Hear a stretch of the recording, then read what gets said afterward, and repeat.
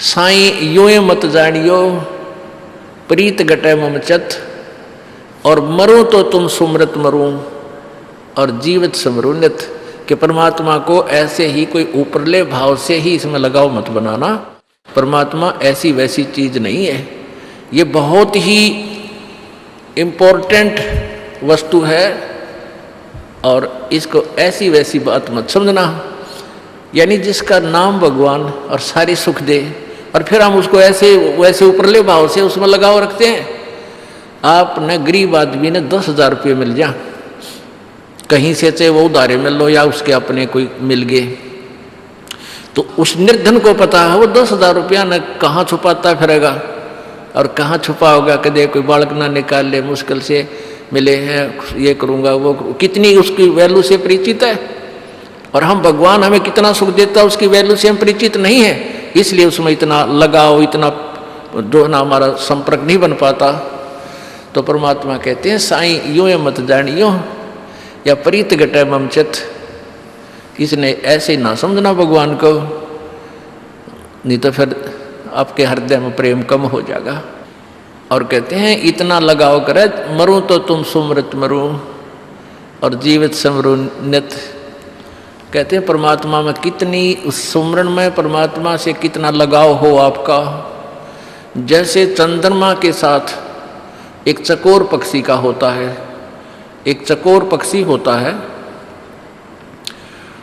वो कव्वे के आकार का होता है, थोड़ा सा बड़ा इससे, और वो क्या करता है कि चंद्रमा जब उदय होता है तो उसका कलर लाल लाल होता है, तो वहीं से उसकी नज़र टिक जाती है पर पेड़ के ऊपर। वो ऐसे सूखे पेड़ पर बैठता है, जो ऐसी टहनी पर बैठता है कि चंद्रमा और मेरे बीच में बाधा ना हो जा।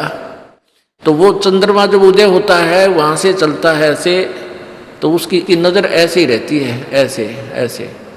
जब चंद्रमा शिखर में आता है तो ऐसे करने लग जाता है, और जब चंद्रमा इधर चला जाता है तो ऐसे होकर गिर जाता है, वो नीचे गिर जाता है, गिर के उसकी गर्दन टूट जाती है, और गर्दन टूटने के बाद भी पड़ा पड़ा अपने दुख की परवाह ना करके और चंद्रमा अस्त होने तक उसी में नजर रखता है।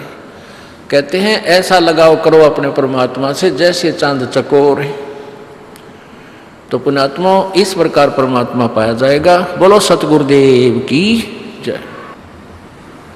परमेश्वर पूर्ण ब्रह्म कबीर देव जी की असीम कृपा से ऐसे शुभ समागम प्रारंभ हुआ करते हैं, और ऐसे शुभ समागमों में, ऐसे सत्संगों के अंदर वो पुण्य भागी प्राणी ही आया करते हैं जिनके युगों युगों के पुण्य अत्यधिक होते हैं। और अन्य प्राणी मान लीजिए किसी के कहने सुनने से ऐसे शुभ स्थान पर आ भी जाता है तो वो दोबारा नहीं आता, क्योंकि उसके पाप इतने दबाव दे जाते हैं कि वो इस अच्छे स्थान पर रह नहीं सकता। वो इतना भक्ति में कमजोर है। परमात्मा कबीर देव जी कहते हैं, परमेश्वर कबीर जी कहते हैं लख बर सूरा जूझ ही लख बर सावत दे, और लख बर यति जहान में तब सतगुरु शरणा ले। ऐसी पुण्यात्मा युगों युगों की लख बर सूरा जूझ ही लख बर सावत दे, और लख बर यति जहान में तब सतगुरु शरणा ले। जैसे सूरवीर की क्वालिटी होती है, गुण होते हैं, जो योद्धा होता है वो कितनी भी कठिनाई उसके ऊपर क्यों ना आवे वो सत्य बोलता है, और युद्ध के अंदर वो पीठ नहीं दिखाता, अन्याय सहन नहीं कर सकता किसी के साथ, कोई दुर्बल के साथ कोई बदतमीजी कर रहा है या किसी अबला बहन को कोई तंग कर रहा है और वो देख लेता है तो उसकी हड्डी पसली एक कर देता है, अर्थात वो अन्याय सहन नहीं कर सकता। वो उसमें ये गुण पिछले शुभ संस्कारों से, भक्ति कर्मों से ही आते हैं और स्वयं वो बुराई नहीं करता। तो कैसे ऐसे ऐसे लाख जन्म हो चुके हों जिस प्राणी के, ऐसे सूरवीर, ऐसी अच्छी आत्मा रहा हो, और लख भर सावत दे बोलते हैं जिसका शरीर हाथ, जिसके दोनों हाथ घुटनों से नीचे तक लंबे होते हैं, ये पहचान होती है उस महान आत्मा की।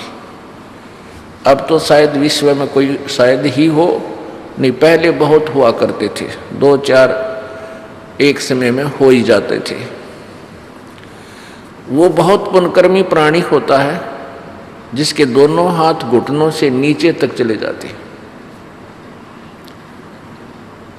और लख भर यति जहान में, यति जति जिसको बोलते हैं, जैसे हनुमान जैसे महापुरुष और भी बहुत से प्राणी हैं जो अपने सतजत पर ठीक रहे कुछ। तो कहते हैं लख भर सूरा जूद ही लख भर सावत दे और लख भर यति जहान में तब सतगुरु शरणा ले। फिर वो प्राणी कभी किसी जन्म में, और विशेषकर अब कलयुग की इस पिछली पीढ़ी में, वो ऐसे पुण्यकर्मी प्राणी परमात्मा की शरण में आते हैं। क्योंकि ये क्या करता है, ये काल भगवान, जैसे किसी ने किसी जन्म में परमात्मा कबीर जी की शरण ली, सतभक्ति की, पार नहीं हो पाया, तो उसको यहाँ अन्य ऐसे जन्म दे देता है, उसकी वाह वाह हो जाती है, फिर स्वर्ग आदि में उसको देवता बना देता है, देव पद दे देता है, और फिर उसके पुण्यों को समाप्त करवा के 84 लाख योनियों में डाल देता है, और फिर कुछ बचे हुए पुण्य और पापों का संयोग करके एक मानव शरीर भी उसको टर्न वाइज देता है। तो ऐसे आज जो पुण्यात्माएं, बेशक कोई वित्तीय हालत उनकी बिल्कुल निर्धन है, कमजोर है,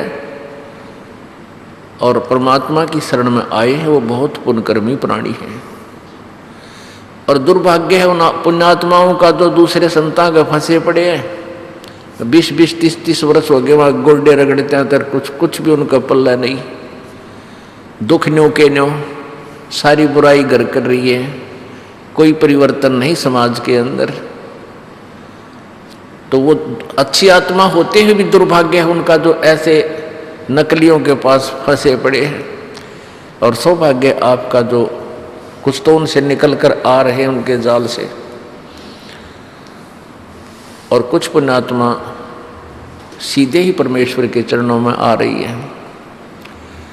तो इस शरण में पुण्यात्मा आती हैं, वैसे कोई आ जाता है किसी के साथ तो वो यहाँ टिक नहीं पाता। जैसे कई बार क्या देखा है कि नहर टूट जाती है, नहर टूट जाती है या फ्लड आ जाता है, तो एक बार पानी बह करके ऊंचे स्थानों पर भी चढ़ जाता है, बहुत ऊंचे तक, 4-4, 5-5 फुट की ऊंचाई पर ऊपर तक पहुंच जाता है, फलों में यानी पीछे के दबाव में। और जब वो सब नॉर्मल हो जाता है तो वो जल वापस आता है, फिर वहाँ नहीं टिक सकता। तो ऐसे ही जो प्राणी पुण्यकर्मी नहीं है, किसी के कहने थे, या जैसे माता पिता अपने बेटा बेटी को प्रार्थना करते हैं, लेकर भी आ जाते हैं, आते भी हैं, सत्संग में भी आ जाता है, पर वो टिका को नहीं, जिसके पुण्य कर्म नहीं है वो चला जाता है। इसके लिए परमात्मा कहते हैं कि राम कहे राजी नहीं, फिर कहाँ जाएगा वो, किधर गप्पे मारनियाँ दो रहे हैं कोई, या राजनेता के पाछे जय बोलता हंडे जाएगा, कुछ लेना एक न देने दो, या ताश खेलनियाँ दो रहा बैठेगा, या किधर जुआ खेलेगा, या कोई शराब गुटी लाने लग जाएगा। तो उसके विषय में कहते हैं कि राम कहे राजी नहीं, वो चोरा नाल खुशहाल, मल अखाड़ा जीतेंगे ये युगन युगन के माल। इस भक्ति रूपी अखाड़े में, इस भक्ति रूपी अखाड़े में युगों युगों के माल ही टिक पाएंगे। युगों युगों के पहलवान, अर्थात ना जाने कितने जन्मों से आप भक्ति करते हुए आ रहे हो, और जब आमना सामना होता है कुश्ती में, रेसलिंग में, तो वो पहलवान टिक पाओगा जिसने पहले एक्सरसाइज अभ्यास प्रैक्टिस कर रखी है, खूब खुराक खा रखी है। तो आप जी उन पुण्यात्माओं में से हो जो युगों युगों से प्रैक्टिस करते हुए आ रहे हो, ये राम नाम की खुराक खा रहे हो, ये पहलवान आप परमात्मा के अखाड़े के माल हो, पहलवान हो। परमेश्वर कबीर देव जी अपने सतलोक से चलकर यहाँ इस काल के लोक में आकर हमें ज्ञान सुनाते हैं, समझाते हैं कि तुम काल के जाल में फंसे हुए हो, यहाँ से पीछा छुटवा लो। पुण्यात्माओं, कुछ दिनों के बाद आपकी आत्मा में ये बात घर कर जाएगी जो आज अच्छी नहीं लगेगी, जो पहली बार प्राणी आता है। पहली बार कोई पुण्यात्मा यहाँ आता है, सत्संग सुनता है, और दास जो ये शास्त्र अनुकूल ज्ञान देता है, तो उसने जो शास्त्र विरुद्ध ज्ञान सुन रखा होता है, तो उसको ये अच्छा नहीं लगता। जब ये प्रमाण सामने होंगे तो वो स्वीकार करने पड़ेंगे। परमेश्वर कबीर जी का यहाँ आने का उद्देश्य एक ही था कि इन भोली आत्माओं को ज्ञान बता दूं, और इस काल ने इनको लोक वेद के आधार पर उल्टा ज्ञान सुनाकर के यहीं अपने जाल में फंसाया हुआ है। जैसा कि आप कल के सत्संग में सुन रहे थे कि परमात्मा पाना सबसे आसान है, परमात्मा प्राप्ति करना सबसे आसान है, इससे आसान कार्य पृथ्वी पर नहीं है। लेकिन ये कठिन क्यों हो गया? कठिन कर दिया इन काल के दूतों ने। शास्त्र विधि त्याग कर इन्होंने मनमानी साधनाएं प्रारंभ कर दी। उसी भ्रम को निवारण करने के लिए परमेश्वर ने, कबीर जी ने यहाँ आना पड़ा। सतपुरुष ने, परम अक्षर ब्रह्म ने एक गरीब से गरीब व्यक्ति की भूमिका की। जुल्हा, हैंड टू माउथ, कपड़ा बुने, उसने बेच के आवे, उसकी कपड़े बुनने की जो मेहनताना मिले उससे अपने परिवार का गुजारा करें, और साथ में सत्संग, भंडारा, धर्म भी उसी में से करते थे। और काम करके अपने हाथों से कार्य करते हुए अपना निर्वाह किया। हमारा ये भ्रम निवारण करने के लिए, क्योंकि हमारी ये धारणा बनी हुई थी कि परमात्मा प्राप्ति तो वो व्यक्ति करेंगे जिन्होंने सभी घर पार त्याग दिया, कर्म सन्यासी हो गए और जंगल में चले गए, वन में। वहाँ हठ योग करते हैं, तप करते हैं, फल आहार करते हैं, एक केवल कपड़े भी नहीं पहनते, अपने जो है ना लंगोट के स्थान पर, कच्छे के स्थान पर कोई केले के पत्ते आदि लपेट कर ये दिखाते हैं कि हम बिल्कुल त्यागी और बैरागी हैं। आज मनुष्यों के दर्शन भी नहीं करते, जंगल में गहरे चले जाते हैं, वही रहते हैं, फल फूल पत्ते आदि खाकर अपना निर्वाह करते हैं। बड़े बड़े बड़े बाल हो जाते हैं, दाढ़ी बढ़ जाती है, या फिर 4-5 धूने लगा कर 4-5 स्थानों पर आग, गोस उपलों की आग जलाकर उसके बीच में बैठ जाते हैं, या खड़ा होकर के तप करते हैं। कोई किसी तरह साधना करता है, कोई किसी तरह साधना करता है। तो उन साधकों को हम ये समझते थे भाई ये तो बड़े महान आत्मा हैं, बड़े अच्छे साधना कर रहे हैं, ये परमात्मा पाएंगे। लेकिन परमात्मा की चाह फिर हमसे भी नहीं छूट रही थी, जबकि हम ये भी सोचते थे कि हमें भगवान नहीं मिल पाएगा क्योंकि हम गृहस्थी हैं, हम बाल बच्चेदार हैं, हम घर नहीं त्याग सकते, इतनी कठिन साधना भी करना हमारे बस की बात नहीं है। लेकिन फिर भी भगवान की चाह अंदर से नहीं जा रही थी, क्योंकि हम युगों युगों के माल थे। हमारे हृदय में वह तड़फ भगवान की प्रॉपर बनी हुई थी, वह हट नहीं पा रही थी। हमारी ये गलत धारणाएं थी, उनको निवारण करने के लिए परमात्मा ने क्या बताया है कि एक भक्त बता रहा था, जब इस दास ने उपदेश लिया ही था, और जैसे परमात्मा का ये ज्ञान प्राप्त होने के बाद तो फिर यही चर्चा चलती है। तो जैसे भी हम ऑफिस में बैठते थे, दो चार भक्त जो व्यक्ति होते थे, वो उनसे चर्चा चलाए बिना नहीं डिटा जाता कि अभी कबीर साहब पूरे परमात्मा हैं, उनकी भक्ति से पूर्ण मोक्ष होता है। तो हंसी करा करते मेरी वह नो कहा करते, यो नया भगवान देख लो, यो बिराना कितने ले आया एक और कबीर न भगवान बताओ। अब उनका कहना भी ठीक था और मेरा कहना अपनी जगह ठीक था, क्योंकि उनको ज्ञान नहीं था और मुझे ज्ञान पूर्ण हो लिया था। तो उन्हीं में से एक कह रहा कि भगवान यूँ ना पाओ जिस तरह आप डरे ढोरे हो, आप तो नौकरी भी कर रहे हो और भक्ति भी कर रहे हो, भगवान तो सब कुछ त्याग के और कति एकांत स्थान पर जाके और फिर देखे नहीं दुनिया का नहीं, तब मिलता है। तो आगे वो बढ़ा रहा अपनी बात को कि एक बार मैं वहाँ पहुँच गया, ऋषिकेश ऊपर चढ़ा गया पहाड़ों पर। तो वहाँ 20-30 व्यक्ति चर्चा कर रहे थे कि भाई यहाँ एक महात्मा रहता है इस आगे पहाड़ियों में, जंगल में, और के अपने शरीर पर केवल पत्ते लपेट कर रखता है, ना वस्त्र पहनता है, नंगे पैरों रहता है, और बड़े बड़े बाल दाढ़ी बढ़ा रखी है।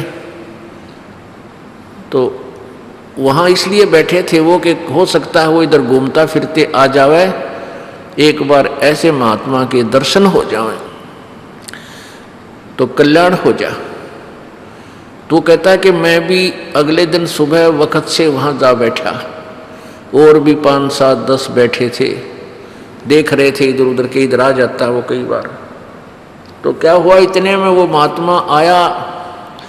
अब उसने हमें देख लिया, जब हमने उसे देखा तो उसकी पीठ हमारी तरफ थी, उसका दर्शन नहीं हुए, और वो अंदर भाग के दौड़ के अंदर भाग गया, गहरा चला गया कि तो गुफा बना रखी है उसमें बढ़ गया। जब दर्शन हो जाते तो बेड़ा पार हो जाता। ऐसे होते हैं साधु परमात्मा संत। अब उनको फिर आगे बात बढ़ाना को उचित भी नहीं था, क्योंकि वो तो बिल्कुल लोकवेद पर आधारित थे। तो परमात्मा की वो बातें, वो वाणी याद आती है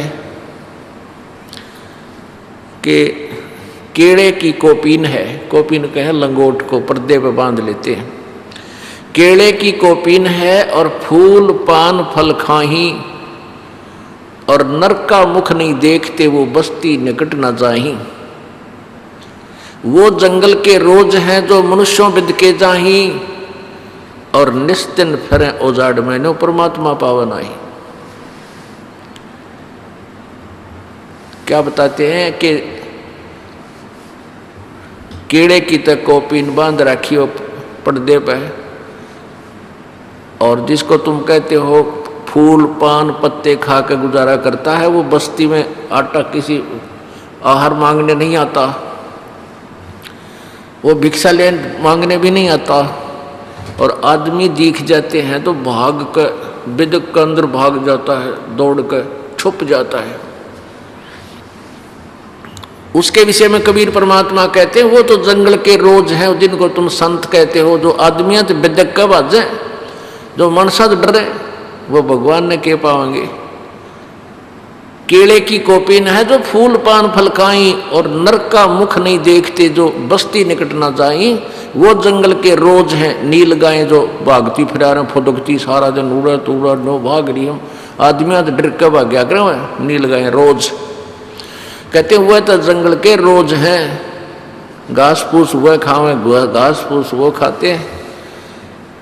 और निस्दिन फिरो उजाड़ में, चाहे दिन रात धक्के खाओ उस उजाड़ में, जहाँ कोई भी ना उसको उजाड़ बोलते हैं, जहाँ बस्ती ना हो मनुष्य ना हो, उजाड़ बोलते हैं देसी भाषा में। कहते निस्दिन फिरो उजाड़ में नो भगवान पावे नाही। फिर क्या बताते हैं, डेरे डंडे खुश रहो, ये खुसरे लेना मोक्ष। और द्रुपर लाद पार हो गए फिर गृहस्थी में के दोष। अब देखो एक का अमृतवाणी कितना सुलझा देती है कि तुम धरु और प्रहलाद को पार हुआ बोलते मानते हो। आपके इतिहास में धरु और प्रहलाद पार हो गए, उनके गुण गाए जाते हैं। तो परमात्मा भी कहते हैं डेरे डंडे खुश रहो, अपने घर में रहो, चाहे शादी करवाओ या ना करवाओ वो अलग बात है। डेरे डंडे खुश रहो, ये खुसरे लेना मोक्ष। अगर कोई ये कहता है भी ऐसे घर त्याग जाने से, बचपन से घर से निकल जाने से, बाल ब्रह्मचारी रहने से ही परमात्मा प्राप्ति होती है, तो कहते हैं खुसरे यानी ये हिजड़े, ये तो तुम्हारे उन संतों से जो घर त्याग के जा रहे उनसे पहले भी परमात्मा पाने के अधिकारी हैं। अगर ब्रह्मचारी रहने मात्र से ही प्रभु प्राप्ति हो। लेकिन परमात्मा कहते हैं दुराचार भी महापाप का कारण होता है। डेरे डंडे खुश रहो, ये खुसरे लहना मोक्ष। और द्रुपर लाद पार हो गए फिर गृहस्थी में के दोष। हमारा मोतिया बिन था, हमारी सोच बालक जैसी थी, कथाएं सुना करते थे, कोई निर्णय नहीं हो पावा था। परमेश्वर कबीर जी ने ऐसा निर्णय ज्ञान दे रखा कि तुरंत फैसला कर रखा है, प्लस माइनस करके उसी समय निष्कर्ष निकाल रखे। प्रहलाद को 10 वर्ष की आयु में परमात्मा मिल गए थे, नरसिंह रूप धारण करके आए थे। उसके बाद प्रहलाद ने जब जवान हुआ तो शादी करो ब्याह करवाया, बालक हुए। राजा बलि जिसने इंद्र की पदवी प्राप्त करने के लिए 100 मन देसी घी की, 100 मन देसी घी, 1 मन 40 किलो का,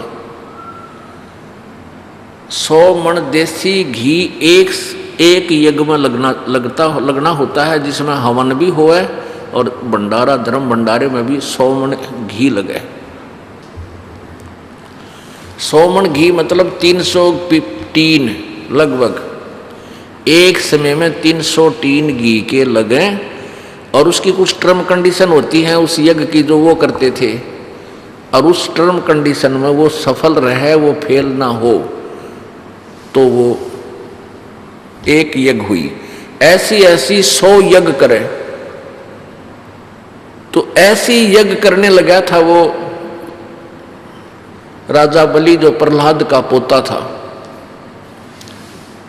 प्रहलाद का पोता बैलोचन का पुत्र, प्रहलाद का पुत्र बैलोचन था, बैलोचन का राजा बलि हुए, और बलि ने वो यज्ञ की थी। सिर्फ इसलिए इतना ही यहाँ टॉपिक रखेंगे।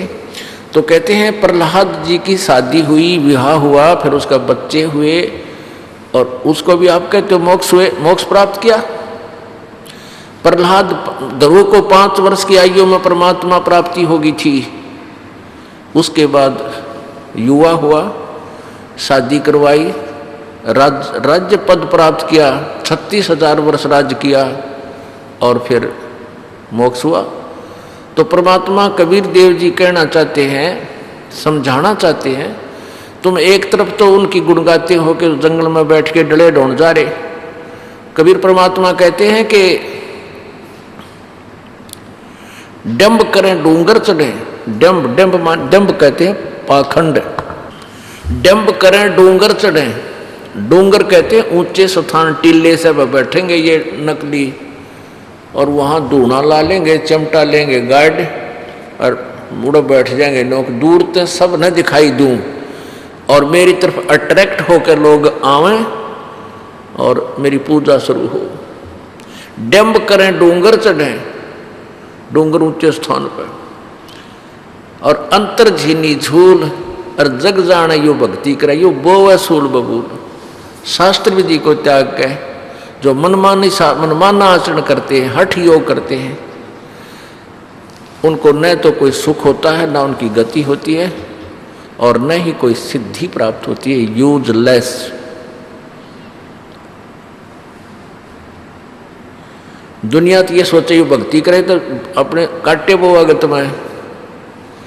तो इस प्रकार परमात्मा ने आके हमारा भ्रम निवारण किया कि जैसे कबीर जी कहते हैं, ये समझाना चाहते थे परमेश्वर जी कि मेरे तो गरीब कोई नहीं हो सकता, निर्धन, और अपना काम और कपड़ा बुनने से कठिन काम भी नहीं। जैसे 20-30 फुट का, 10 फुट का, 20 फुट का कोई कपड़ा तैयार करना हो, कितने बारीक धागे होते हैं, एक एक धागे को ऐसे परोना, फिर ऐसे ऐसे काट के फिर करना, फिर ऐसे ऐसे काट के, और वो कितने दिन में तैयार हो गए। कहते हैं अपना काम भी करे, भगवान भी बजाए। नाम उठत नाम बैठत नाम सोवत जागवे, नाम खाते नाम पीते नाम सेती लागवे। मानुष जन्म पायक जो नहीं रटे हरि नाम, जैसे कुआ जल बिना फिर बनवाया क्या काम। अपनात्मा परमात्मा प्राप्ति के लिए आपका प्रयत्न है, और जब तक आपको ये मार्ग नहीं मिला था तो भी आप कोई ना कोई साधना अवश्य करते थे, भले ही वो शास्त्र विरुद्ध थी। क्योंकि जो पुण्यात्मा पिछले जन्मों से तुरंत मानव शरीर में आई है और पिछले जन्म के अंदर उन भक्ति कर रहा था, तो वो भक्ति बिना रह नहीं सकता। थोड़ा सा सियाना होते ही उसी समय उसमें उमंग उठती है, कोई न कोई आड़ किसी देवता की या किसी गुरु की, संत की वो अवश्य लेता है, कोई साधना अवश्य प्रारंभ करता। वो रह ही नहीं सकती वो प्यारी आत्मा जिसको भगवान की पिछले जन्म जन्मांतर की चाह है। जो परमेश्वर के अखाड़े के जो माल हैं, पहलवान हैं, वो रह नहीं सकते। तो हम जैसे भी साधना कर रहे थे वो लोक वेद था। कबीर परमेश्वर जी अपने ऊपर ही उदाहरण देकर कहते हैं, पीछे लगा जाऊं था मैं लोक वेद के साथ, और रास्ते में सतगुरु मिल गए, दीपक दे दिया हाथ। अब जैसे ये दास पहले हनुमान जी का पुजारी था, मंगलवार का व्रत रखा करता और 100 रुपये का प्रसाद बांट के पूरा मोक्ष समझता था, जिसा ज्ञान था। और श्री कृष्ण जी का अनन्य भक्त था, यानी श्री कृष्ण उर्फ विष्णु जी इष्ट रूप में थे, और भगवान शंकर की भी पैरेलल साधना करते थे। हृदय में जगह पूरी थी, ऐसे ही बहुत उनके प्रति श्रद्धा थी, लेकिन मुख्य रूप में विष्णु जी की उपासना हम करते थे। गीता जी को भी एक बहुत अच्छा शास्त्र और उसका पाठ भी करते थे। ये पुराणों को, शिव पुराण को, विष्णु पुराण जी को, पुराण को जिस भी समय मिलता था इसको भी पढ़ा करते थे, लेकिन समझ में कुछ नहीं आया करता। क्यों नहीं आता था? क्योंकि हमारा वो मोतिया बिंद था, हमें ज्ञान रूपी आंखें नहीं थी हमारे। तो ऐसे जो साधना हम कर रहे थे, बाबा श्याम जी के भी पूजा करते थे क्योंकि वो परंपरागत थी, और भी कोई किसी देव की कहीं चर्चा होती थी वो भी अच्छी लगती थी, क्योंकि हमें चाह थी भगवान की। तो जब परमात्मा कहते हैं कि पीछे लग गया जाऊं था मैं लोक वेद के साथ, लोक वेद होता सुना सुनाई बात पर वह सच्ची ना हो, दंत कथा, अक्षेत्रीय ज्ञान। तो कहते हैं पीछे लग गया जाऊं था मैं लोक वेद के साथ, रास्ते में सतगुरु मिल गए और दीपक दे दिया हाथ। पीछे लग गया जाऊं था लोक वेद, जैसे साधना हम कर रहे थे वो लोक वेद था। हनुमान 40 7 बार कराया करता, ये दास।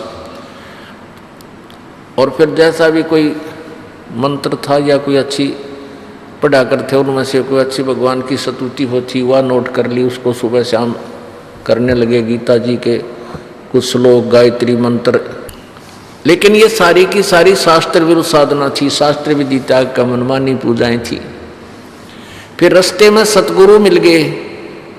इस भक्ति रूपी सफर में, इस भक्ति के मार्ग में सतगुरु मिल गए, तत्वदर्शी संत मिले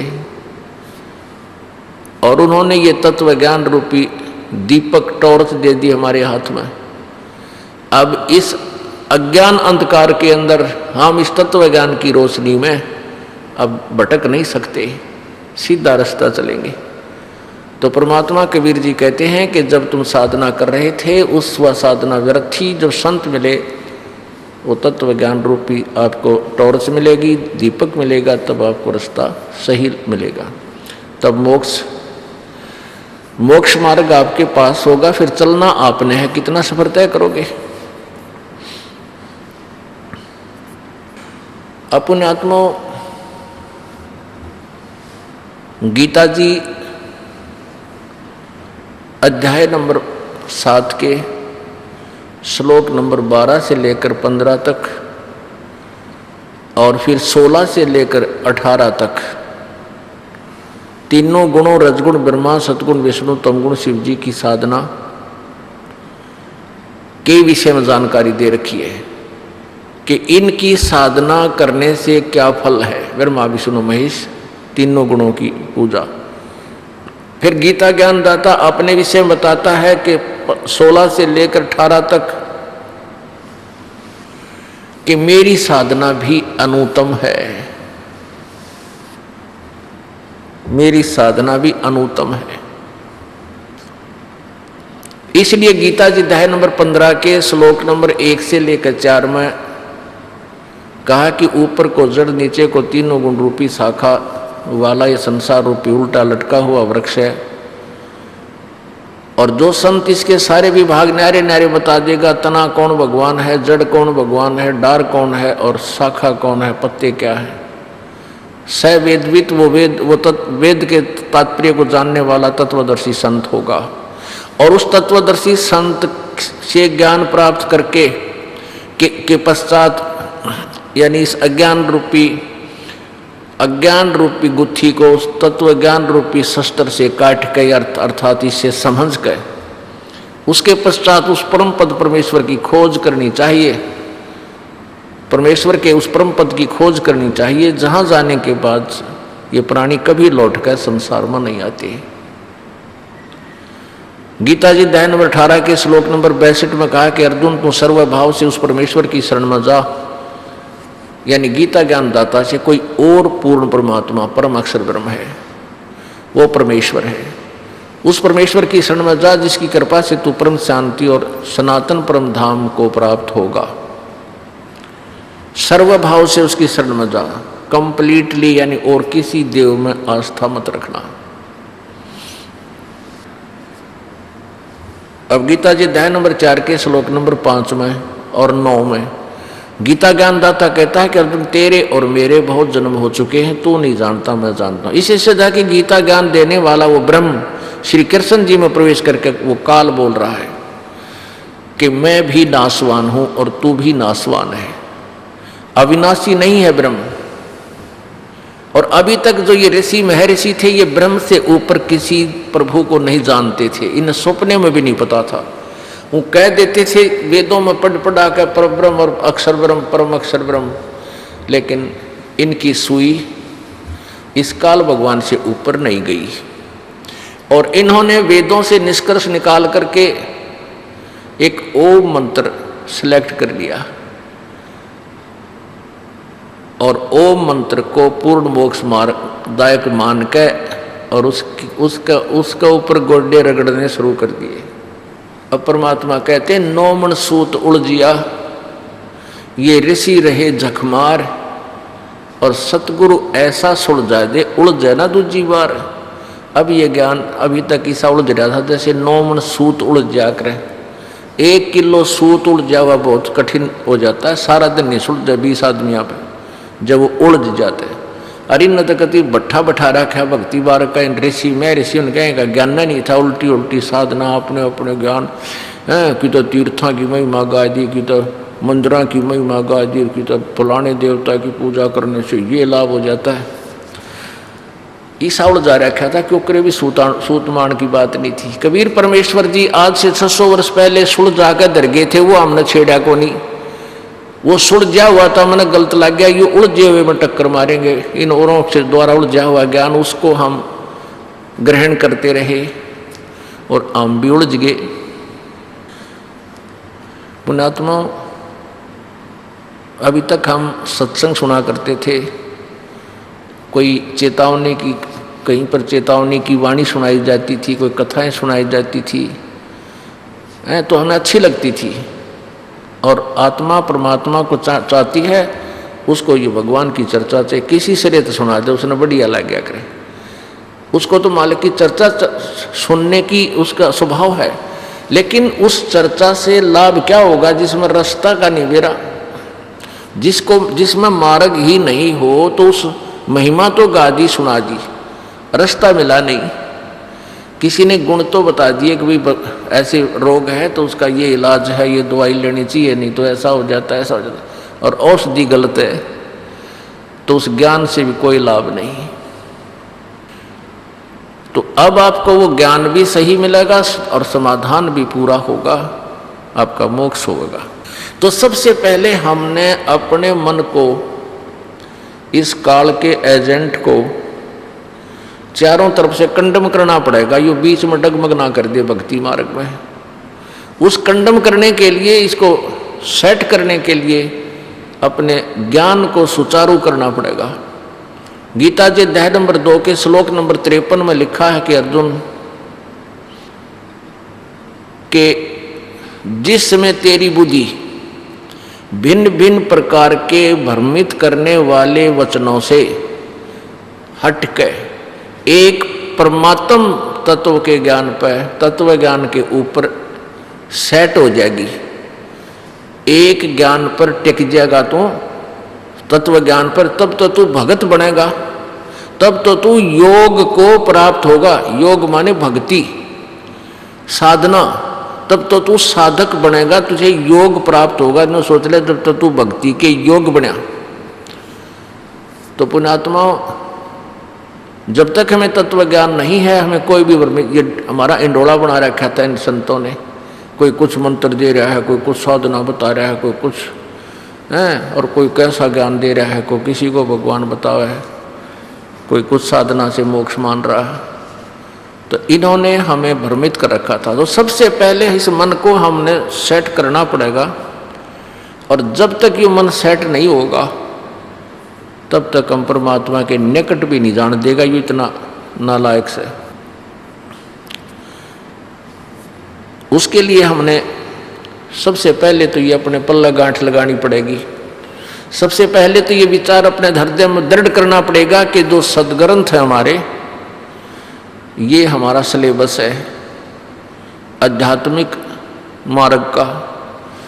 पुण्यात्माओं, जैसे हम बच्चे विद्यालय में पढ़ते हैं तो उनका सिलेबस सेट किया जाता है, उनका पाठ्यक्रम निहित किया जाता है, और उस पाठ्यक्रम के आधार पर टीचर को पढ़ाना चाहिए, और पढ़ाते हैं। और उसी पाठ्यक्रम से फिर उनके प्रश्न यानी एग्ज़ाम होता है, उनका इम्तिहान होता है। और जिस बच्चे ने सिलेबस से पढ़ रखा है तो वो अपना सफल भी होगा, और जिन्होंने आउट ऑफ सिलेबस पढ़ रखा है तो सारे असफल होंगे। ये तो बिल्कुल सीधी सी बात है। तो अभी तक जितने भी ऋषि महर्षि हुए हैं, उन्होंने वेदों और पुराणों और गीता जी को एक सच्चा शास्त्र बताया, और साथ में ये भी कहा कि हम जो ज्ञान दे रहे हैं वो इन वेदों पुराणों और गीता जी से ही आपको बता रहे हैं। तो फिर हम विद्यार्थी थे, हमने क्या ऐतराज था? भाई गुरुजी संस्कृत जानते हैं, हमने संस्कृत आती नहीं, हमें अपनी साधारण भाषा में ये जो ज्ञान दे रहे हैं उसको हमने गोट लिया, उसको याद कर लिया, उसको फाइनल मान लिया, हम निश्चिंत हुए। और जो भी उन्होंने नाम जाप करने का बता दिया उसी का रगड़ा लगा दिया। राधे राधे श्याम मिला दे, राधे राधे श्याम मिला दे, राम राम हरे कृष्ण कृष्ण कृष्ण हरे हरे, जो भी नाम दे दिया हमने घाट निकाली। और अब पता चला कि जो ये मंत्र थे ये भक्ति के थे को नहीं। पुण्यात्माओं, आपको इतना शाना बनना पड़ेगा, इतना समझना पड़ेगा, अपने आप को समझाना पड़ेगा, विचार करना पड़ेगा कि जैसे वेद और गीता ये ब्रह्म द्वारा दिया गया ज्ञान है, ब्रह्म ये काल द्वारा, और जो पुराणों का ज्ञान है ये ब्रह्मा जी द्वारा दिया गया है। ब्रह्मा विष्णु महेश ये तीनों भाई हैं और काल के पुत्र हैं, और काल जो है यहाँ का मालिक है, स्वामी है। इसने वेदों और गीता का ज्ञान इसने दिया, ब्रह्म ने। तो जो ब्रह्म ने जो ज्ञान दिया है वो ज्ञान भक्ति मार्ग का है, और ब्रह्मा जी ने जो ज्ञान दिया है उसका अपना अनुभव है। जैसा भी उसने अपने जीवन काल में जैसा भी वेदों को समझा और जैसा उसको कोई अनुभव हुआ, उसका ज्ञान पुराणों में है। तो जो वेद और गीता जो है ये संविधान है प्रभु का, और पुराण जो है ये अपने विचार हैं ब्रह्मा जी के, और ब्रह्मा जी के ज्ञान को आगे ऋषि महर्षियों अन्य ऋषियों ने सुना। उन्होंने उसके ज्ञान के साथ साथ अपना अनुभव, अपनी किसी की वार्ता को मिक्स करके इन पुराणों को 18 भागों में बांट दिया। तो जो भक्ति की विधि पुराणों के अंदर लिखा है, यदि वो वेदों और गीता से नहीं मिलती है तो वो साधना, हम उस भक्ति विधि को हम नहीं मानेंगे, क्योंकि वो व्यक्ति विशेष का आदेश है, और जो भक्ति साधना वेदों और गीता में लिखी है वो फाइनल है। गीता जी अध्याय नंबर 8 के श्लोक नंबर 13 में ये गीता ज्ञानदाता ब्रह्म कहता है, ओम इति एक अक्षरम ब्रह्म व्यवहारन माम अनुसमरण, और ये प्रयाति तदंदेहम स याति परमाम गतिम। ओम ये केवल एक ओम अक्षर है, माम ब्रह्म मुझ ब्रह्म का उच्चारण करके स्मरण करने का, और जो इस ओम नाम का जाप अंतिम श्वास तक शरीर छोड़ने तक करता हुआ शरीर प्राण त्याग जाता है, वो इस मेरे वाली परम गति को यानी ओम से मिलने वाले लाभ को प्राप्त करता है। अब ओम साधना है ब्रह्म की, और ब्रह्म साधना से प्राप्त होता है ब्रह्मलोक। विष्णु जी की साधना से प्राप्त होता है विष्णुलोक, शिव जी की साधना से प्राप्त होता है शिवलोक, और ब्रह्मा की साधना से प्राप्त होता है ब्रह्मालोक। ब्रह्मा जी का अलग लोक है, ब्रह्मलोक अलग है, और दुर्गा की साधना से प्राप्त होता है दुर्गा जी का लोक। जो भी जिस देव की साधना करता है उसी के पास चला जाता है। अब ब्रह्म की साधना से प्राप्त होता है ब्रह्मलोक ओम मंत्र से, और गीता जी अध्याय नंबर 8 के श्लोक नंबर 16 में लिखा है कि ब्रह्मलोक पर्यंत भी ये सभी लोक में गए हुए प्राणी पुनर्वर्ती में है। पुनर्वर्ती मीन जन्म और मृत्यु में है, जन्म और मृत्यु में अपना पुण्य समाप्त करके फिर इस मृत्यु के चक्कर में आते हैं, और इसको स्वयं स्वीकार कर रहा है ये गीता ज्ञानदाता काल। गीता जी अध्याय नंबर 2 के श्लोक नंबर 12 में कि अर्जुन, ऐसा नहीं है कि ये राजा लोग ये सब सामने खड़े सैनिक पहले नहीं थे, और तू और मैं नहीं थे पहले, और आगे ना रहेंगे क्या? ये ना सोच के हम वर्तमान में ही हैं। हम पहले भी थे, तू भी था और मैं भी था, और ये भी थे और आगे भी होंगे। गीता जी अध्याय नंबर 4 के श्लोक 5 और 9 में भी यही कहा है, अर्जुन तेरे और मेरे बहुत जन्म हो चुके, तू नहीं जानता मैं जानता हूं। तो इससे सिद्ध हो गया कि ब्रह्म ज्ञान दे रहा है ये काल, और ये स्वयं कहता मैं नासवान हूं। और इसी का प्रमाण पवित्र गीता जी दे रही है कि ब्रह्मलोक तक गए हुए प्राणी भी फिर पुनर्वर्ती में हैं, इनका भी जन्म मृत्यु होता है। पुण्यात्माओं, जैसे ब्रह्मा विष्णु महेश नासवान है, सबसे पहले इस कंसेप्ट को क्लियर करेंगे कि ब्रह्मा विष्णु महेश नासवान, क्योंकि हम इनको अजरो अमर लोक वेद के आधार से ब्रह्मा विष्णु महेश जी को हम अविनाशी, अजर, अमर, कालज्य, मृत्युंजय, पता नहीं के उपमा से जानते थे। ये लोक वेद सुना रखा था अपने तय, ये यथार्थ ज्ञान नहीं था। और जिन पुराणों का समर्थन दे करके इन नकली ऋषि गुरुओं ने हमें ये ज्ञान दिया था, उन्हीं पुराणों में इन भगवानों की सतीथि स्पष्ट लिखी हुई है। पहले हमारे पूर्वज अशिक्षित थे और ये ब्राह्मण लोग जो ये संस्कृत पढ़ने के अधिकारी थे, ये ब्राह्मण सारे नहीं थे। ब्राह्मण कुछ एक व्यक्ति को ब्राह्मण वो ब्राह्मण कहलाते थे जो गुरु पद प्राप्त कर लेते हैं। बाकी जो उसी समुदाय के लोग भी ब्राह्मण कहलाते, वो ब्राह्मण नहीं है। जैसे किसी का दादा परदादा वैद्य था, चौथा पांचवा दादा, और अच्छा वैद्य था, उसके बाद एक दो पीढ़ी उसके बाद एक दो बच्चा उनका और वैद्य हो गया। उसके बाद उनकी परंपरा में सबको वैद्य कहने लगे, चाहे कोई खेती कर रहा है और चाहे कोई मजदूरी करता है और चाहे कोई नौकरी कर रहा है, उसको भी कहते हैं फलाना राम वैद्य। वो वैद्य सरनेम सा बन गया इनका। तो ऐसे ही जो ब्राह्मण ऋषि थे जो गुरुपद पर थे, उनके वंशज आगे चल गए। अब वर्तमान में वो ब्राह्मण चाहे कोई मजदूरी कर रहा है, कोई खेती कर रहा है, कोई अपना नौकरी करता है, कोई बिजनेस करता है, और वो भी ब्राह्मण कहते हैं अपने आप को। वो ब्राह्मण नहीं है, वो ब्राह्मण नहीं है। ब्राह्मण वो है जो गुरुपद प्राप्त करके अन्य को ज्ञान देते हैं। तो इन ब्राह्मण लोग जो गुरुपद प्राप्त थे, उन्होंने संस्कृत को जाना, काशी विद्यापीठ को पढ़ा, शिक्षा ग्रहण की और संस्कृत तो सीख ली, लेकिन तत्व ज्ञान नहीं था। इसलिए उन्होंने इन पुराणों की आड़ लेकर सट्टे मार दिए। ब्रह्मा विष्णु महेश अजरो अमर है, ये सर्वेश्वर हैं, ये किसी इनके कोई माता पिता नहीं, इनकी जन्म मृत्यु नहीं होती, यही सारे ब्रह्मांडों के रचनहार हैं। अब देखिएगा श्री देवी पुराण में ब्रह्मा विष्णु महेश की सती थी। ये है दुर्गा यानी शक्ति पुराण, देवी पुराण, श्रीमद देवी भागवत कहो चाहे देवी पुराण कहो।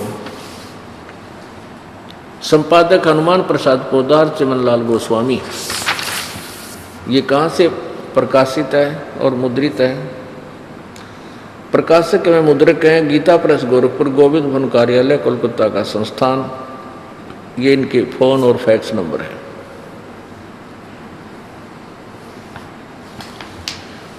इस पुस्तक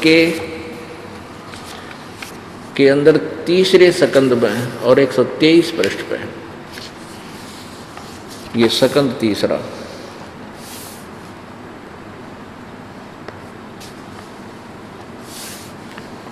तीसरा स्कंद पृष्ठ 123। यहाँ विष्णु जी अपनी माता दुर्गा यानी देवी की स्तुति कर रहे हैं। क्या कहते हैं? तुम शुद्ध स्वरूपा हो, ये सारा संसार तुम्हीं से उद्भासित हो रहा है। मैं ब्रह्मा और शंकर हम सभी तुम्हारी कृपा से विद्यमान हैं। हमारा आविर्भाव माने जन्म, और तिरोभाव माने मृत्यु। हमारा तो आविर्भाव और तिरोभाव हुआ करता है। केवल तुम ही नित्य हो। नित्य माने अविनाशी, सदा रहने वाली।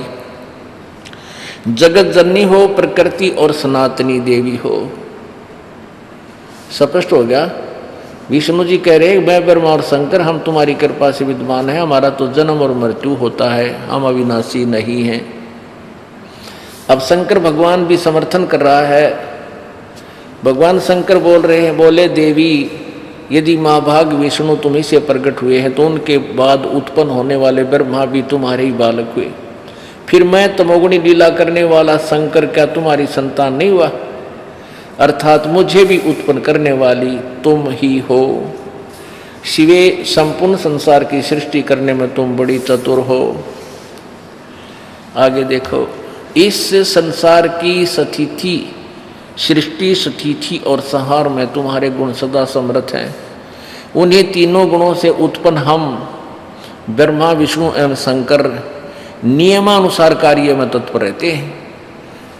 नियमित कार्य में हम जैसा कर्म कोई करता है वैसा ही फल दे सकते हैं, हम केवल इतना ही कार्य करते हैं। और हम आपके इन तीनों गुणों से उत्पन्न है, रजगुण ब्रह्मा है जी है, सतगुण विष्णु जी, तमगुण शंकर जी है।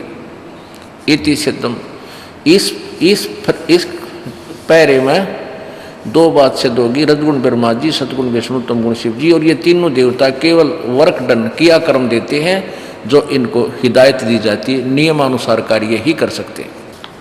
अब इस पवित्र पुराण के लेख ने स्पष्ट कर दिया कि ब्रह्मा विष्णु महेश नासवान हैं, इनकी जन्म मृत्यु होती है। दुर्गा इनकी माता है और रजगुण ब्रह्मा जी, सतगुण विष्णु, तमगुण शिव जी। इसमें 4 कंसेप्ट क्लियर हो गए। एक तो ब्रह्मा विष्णु महेश नासवान है, दूसरे इनकी माता या दुर्गा है, और तीसरा रजगुण ब्रह्मा है, सतगुण विष्णु, तमगुण शिव जी। और चौथा ये हो गया कि ये केवल नियमित काम ही कर सकते हैं, किसी के कर्म में ये कम बत्ती नहीं कर सकते, किसी को चेंज नहीं कर सकते।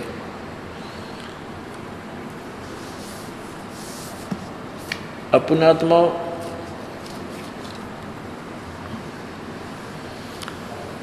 अब इन सदग्रंथों को देख करके फिर हम ये मन कहाँ जाएगा?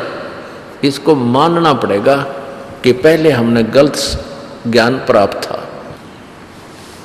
अपने आत्मा पवित्र गीता जी आपको दिखाते हैं, अध्याय नंबर 7 के श्लोक नंबर 12 से लेकर 15। इसमें क्या लिखा है कि तीनों गुणों रजगुण ब्रह्मा, सतगुण विष्णु, तमगुण शिव जी से जो कुछ भी हो रहा है, ये ज्ञान गीता ज्ञानदाता कहता है उसका मूल कारण मैं ही हूं। जैसे श्री ब्रह्मा जी से रजोगुण से जो संतानोत्पत्ति करते हैं प्राणी विवश होकर, और विष्णु जी से के सतोगुण से के प्रभाव से हम एक दूसरे में ममता, जैसे बच्चा में मोह, संपत्ति में मोह, भाई बहन का प्यार, पति पत्नी में लगाव है, तो यहाँ जो हम एक दूसरे से ऐसे जकड़े रहते हैं, चिपके हुए हैं, ये श्री विष्णु जी के कारण है, ये जीव के बस का नहीं। और तमोगुण फिर थोड़ी देर में झगड़ा हो जाए, बाप बेटे का लठ मारे, बेटा बाप ने गड़न लाग रहा है, तो ये इस तमोगुण के कारण हमारे अंदर ये सारी उथल पुथल ये तीनों गुणों से ही होती रहती है। तो काल भगवान कहता है कि ये तीनों गुणों से जो कुछ भी हो रहा है, ये सब इसका मुख्य कारण मैं हूं, और ये मुझ में नहीं और मैं इनमें नहीं, क्योंकि ये 21वें ब्रह्मांड में रहता है। इन तीनों पुत्रों को, रजगुण ब्रह्मा, तमगुण शिव, सतगुण विष्णु, तमगुण शिव जी को यहाँ अलग अलग एक राजधानी बना रखी इनकी, और वहाँ बैठकर ये 3 लोक के प्राणियों को कंट्रोल करते हैं। इस पृथ्वी लोक के एक कॉमन स्वर्ग लोक है, उस स्वर्ग लोक के, और नीचे एक पाताल लोक है। इन तीनों लोकों के प्राणियों को ये कंट्रोल करते हैं। और काल 21वें ब्रह्मांड के ऊपर के लोक में, और एक प्रत्येक ब्रह्मांड में भी इसने अलग से एक स्थान गुप्त बना रखा हुआ, ना ब्रह्मा जी जा सकते, ना विष्णु जा सकता, ना शिव जी जा सकते, बीच में ऐसे इसने बहुत व्यवस्था बना रखी है। तो इससे क्या है कि इसको 1 लाख मानव शरीरधारी प्राणियों को निताहार करने का श्राप लगा हुआ है। उसके लिए तीनों पुत्रों से ये अपना आहार तैयार करवाता है, जैसे कसाई बकरे पालता है। अब परमात्मा कबीर जी ने अपनी प्यारी आत्मा धर्मदास जी को काल की डेफिनेशन बताते हुए बताया कि प्यारी आत्मा, तुम यहाँ क्या देखते हो कि बहुत सुंदर हवा बह रही है, बड़ी अच्छी गंगा जैसी मीठे पानी की दरिया बह रही है, नीचे मीठा पानी है, सर्दियों में गर्म निकलता है, गर्मियों में ठंडा निकलता है, फिर काजू किस्मत सेब संतरे बाग के बाग लगे हुए हैं। तो और किस तरह से दिन रात बन रहे हैं, कितनी अच्छी जमीन, कितनी ज़मीन दे रखी है, इसमें बनाओ और खाओ कमाओ। तो ऐसे देखते हैं तो ये यहाँ का भगवान, यहाँ का स्वामी, यहाँ का मालिक हमें परमात्मा दिखाई देता है। परमात्मा माने श्रेष्ठ भगवान, श्रेष्ठ आत्मा, अच्छी आत्मा।